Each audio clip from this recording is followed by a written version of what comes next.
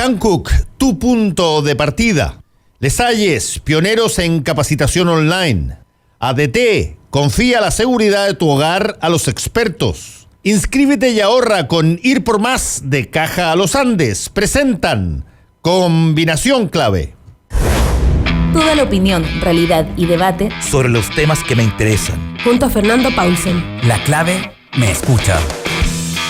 ¿Cómo están? Bienvenidos a Combinación Clave. Estamos ya con nuestro primer entrevistado. Él es el ministro de Ciencia, Tecnología, Conocimiento e Innovación, Andrés Kub. Gracias por estar acá, ministro. Muchas gracias, Fernando, por la invitación. Sí, bueno, hay varios temas que nos gustaría conversar contigo. Y en particular, ¿qué tanto un ministerio que acaba de comenzar siente que está capacitado tanto presupuestariamente como con las facultades que tiene para poder enfrentar los desafíos científicos que se vienen, que es de lo único que se habla, básicamente aparte de las guerras comerciales?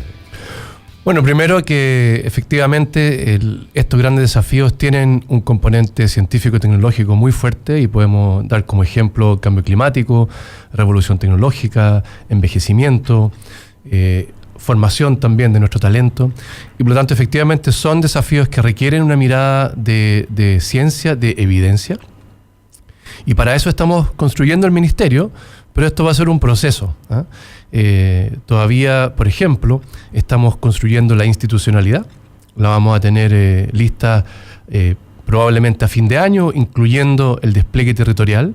Estamos también elaborando por primera vez un presupuesto de ciencia para el país, un presupuesto 2020 de ciencia, y por lo tanto son capacidades que hay que ir construyendo.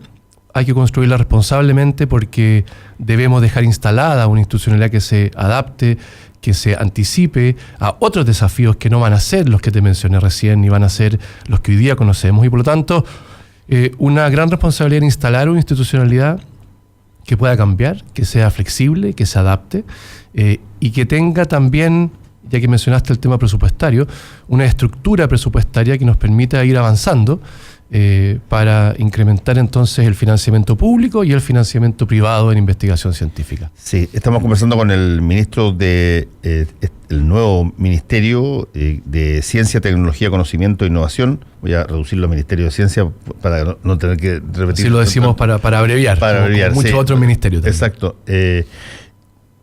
Y una de las cosas más importantes que creo yo sería interesante considerar es que la ciencia en Chile, los científicos, las personas que investigan en ciencia, están distribuidos en una serie de distintos organismos, en universidades, en laboratorios, algunos haciendo posgrados afuera.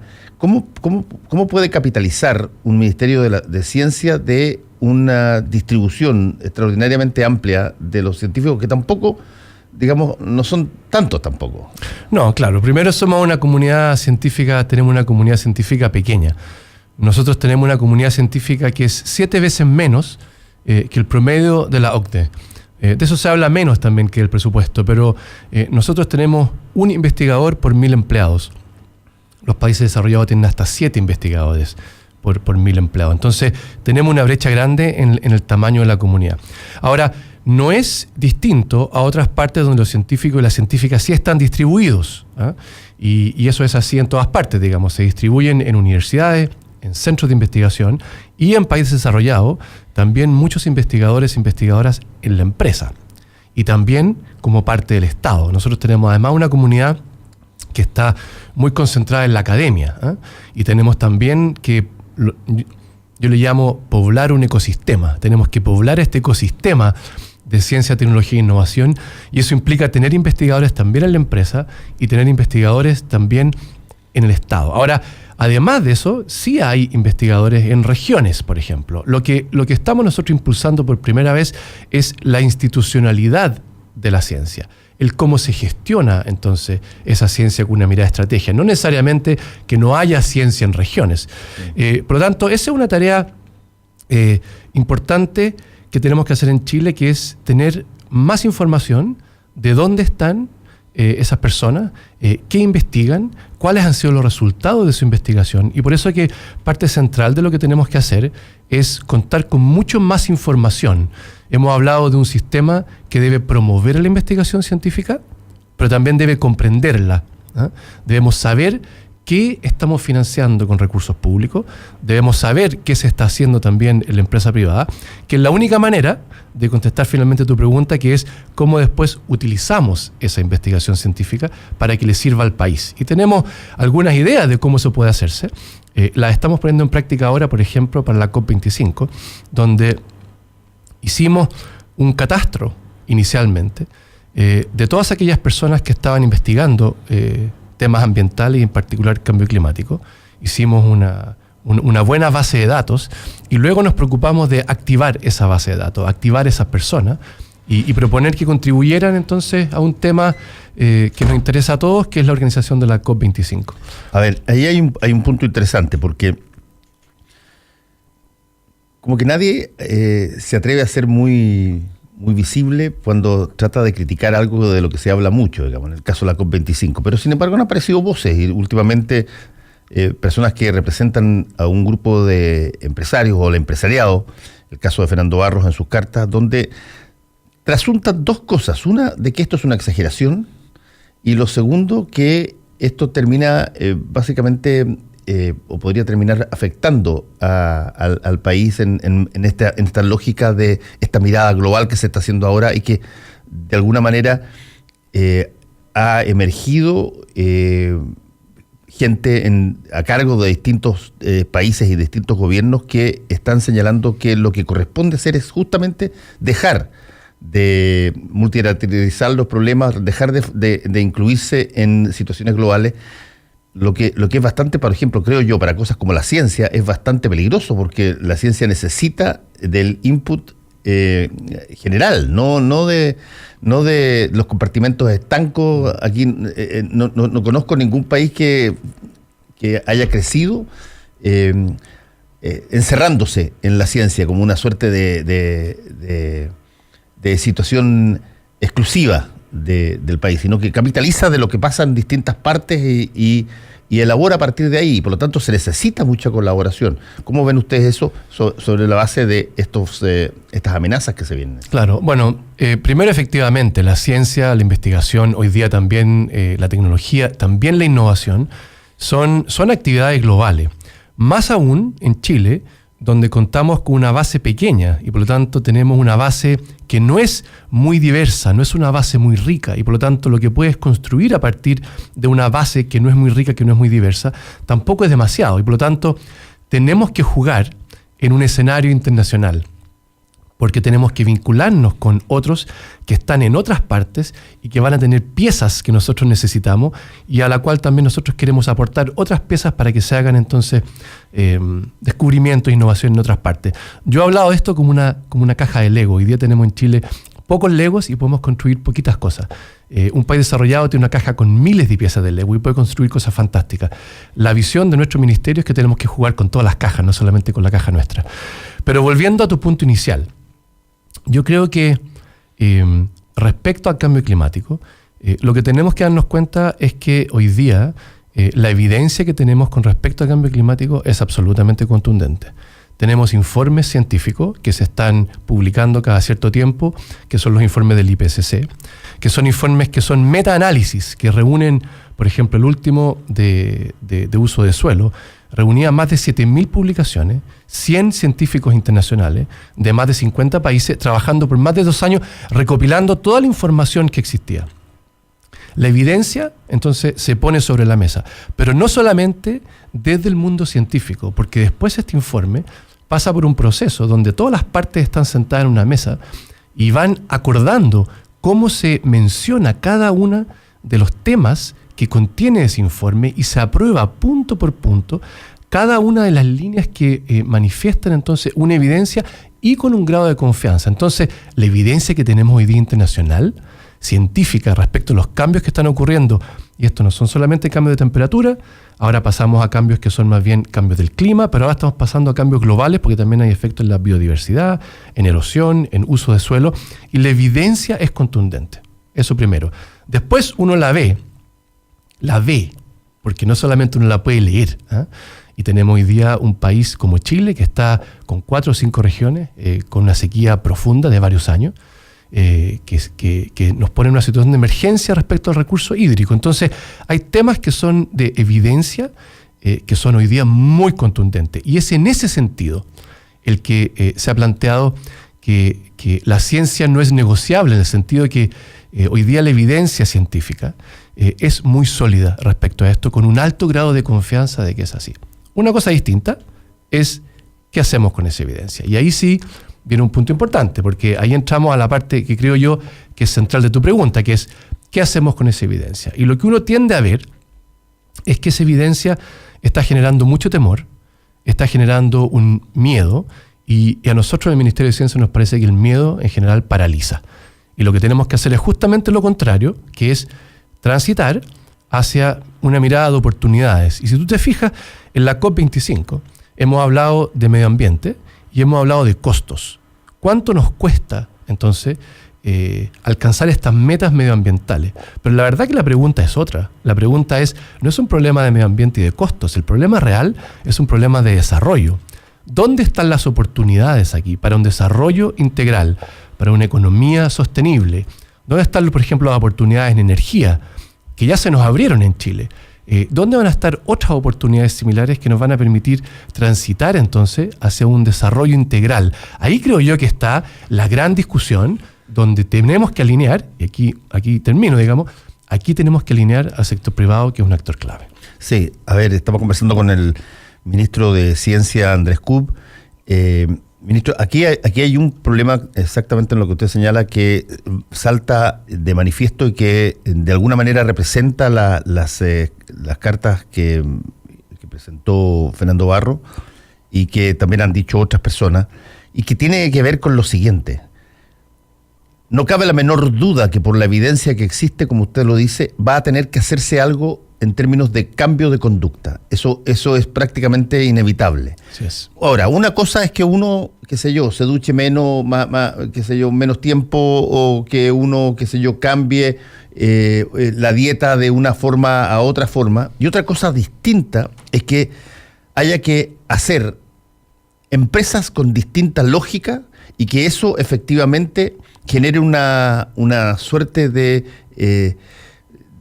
desmantelamiento del statu quo tal cual existe hoy día. Por ejemplo, que tú tengas que trabajar de aquí a una serie de años, pero muy intensamente, un cambio total de la matriz con la cual nosotros funcionamos en materia energética, desde los vehículos de combustibles fósiles hasta la inteligencia artificial.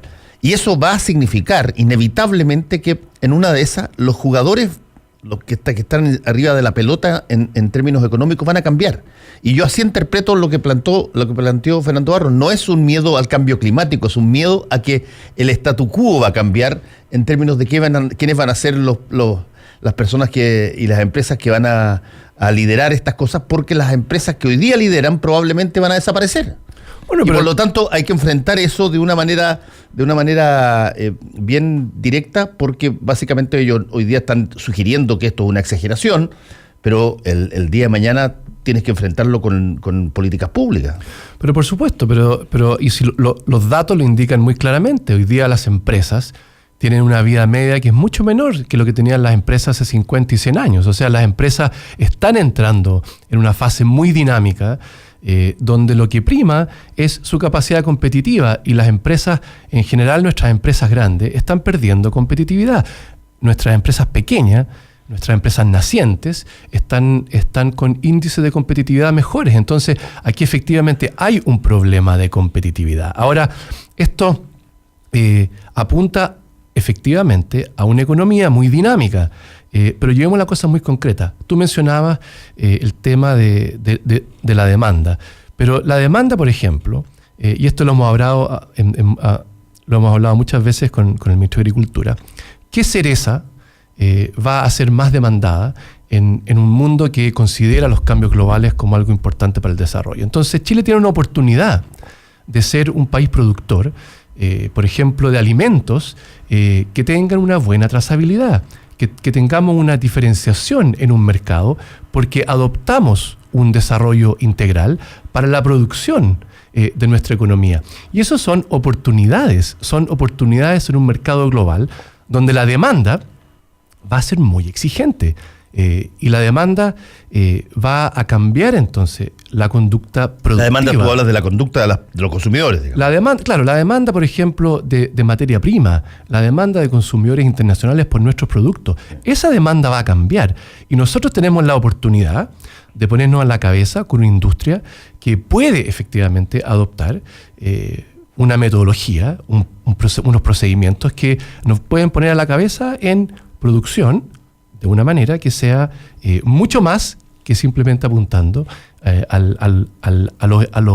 los indicadores económicos, porque hoy día la trazabilidad va a involucrar mucho más que esos indicadores.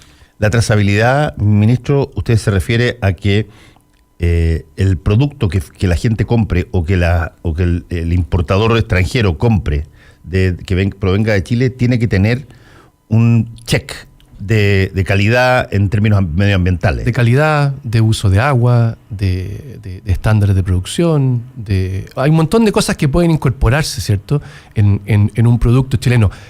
Lo más importante es que yo creo que tenemos la oportunidad de hacerlo, porque podemos transitar hacia ese lado. Lo mismo con la industria forestal. Hay muchas industrias que deben moverse hacia eso y no deben moverse por problemas solamente éticos con el cambio climático. Van a tener que moverse por una demanda internacional. Sí, interesante ese punto porque nosotros tenemos, y se ha dicho bastante, una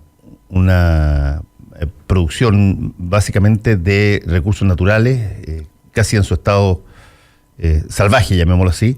Eso es la parte forestal, eso es la parte pesca, eso es la parte minería sobre todo, y que son todas cosas que yo me imagino van a tener un golpe bastante fuerte. Ya ha pasado, por ejemplo, con alguna industria, con la industria del salmón, en términos del uso de antibióticos, ha empezado a haber, me imagino,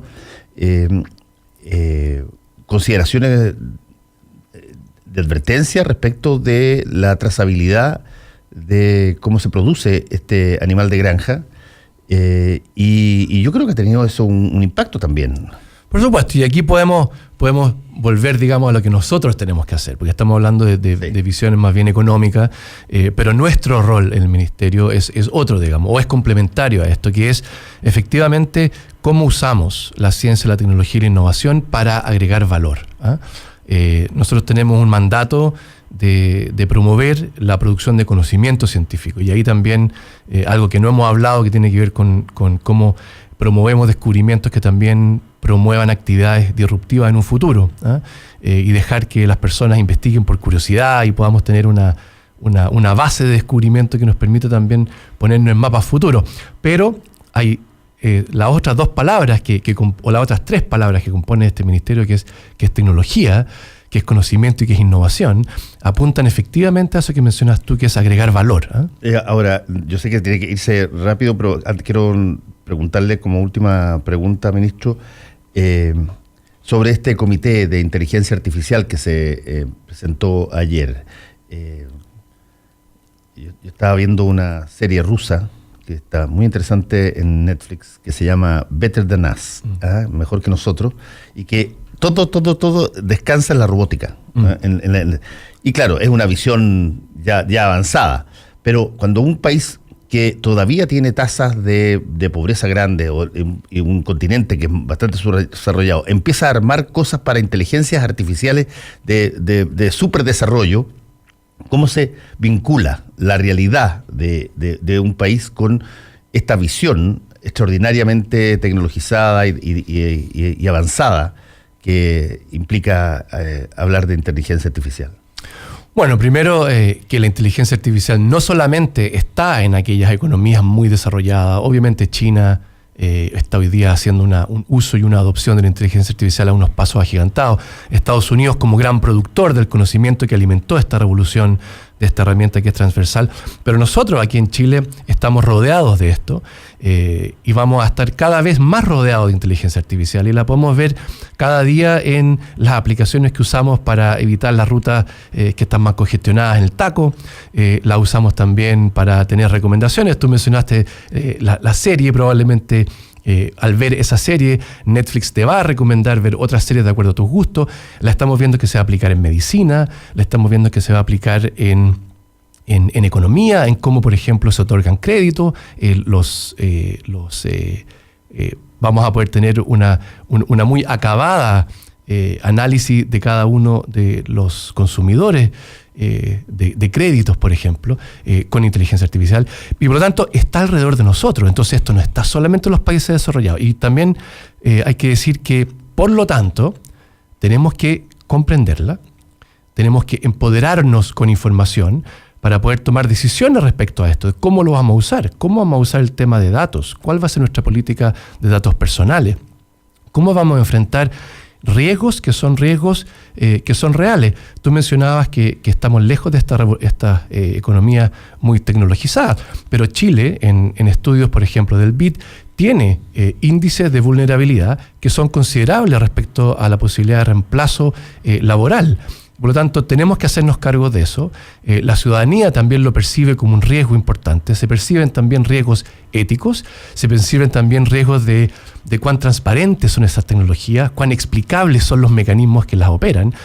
Y por lo tanto, tenemos que comprenderla, tenemos que informarnos, tenemos que también desarrollar capacidades y tenemos que adoptar el uso. Entonces, a pesar de que estemos lejos de las economías que están produciendo la investigación que alimenta la tecnología y aquellas que también la están adoptando masivamente, tenemos que subirnos a esta revolución tecnológica porque necesitamos ser una ciudadanía empoderada con este tema para usarla adecuadamente. Ministro, ya se pasó el tiempo que usted me dijo que tenía disponible de la entrevista, así que lo voy a liberar porque tiene que hacer otra actividad. Muchas gracias por haber estado. Muchas gracias a ti, Fernando, por la invitación. Combinación Clave. Volvemos en un ratito. El inicio de una nueva semana, el comienzo de un nuevo proyecto, un café para